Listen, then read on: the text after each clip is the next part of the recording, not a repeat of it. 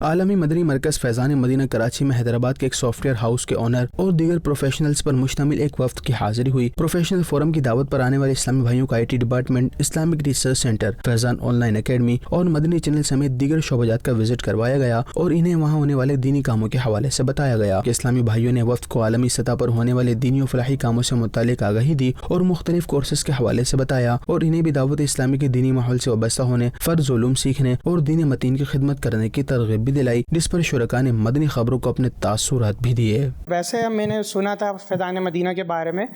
وہ الگ چیز تھی، لیکن جب یہاں پہ میں آیا تو بہت اچھی مجھے یہاں پہ ایک اپارچونیٹیز دکھی اور بہت سارے لوگوں سے ملے اور بہت اچھا لگا۔ یہاں کا انوائرمنٹ اوور آل بہت پروفیشنل ہے اور ماشاءاللہ سے بہت اچھا یہاں کا جو ہے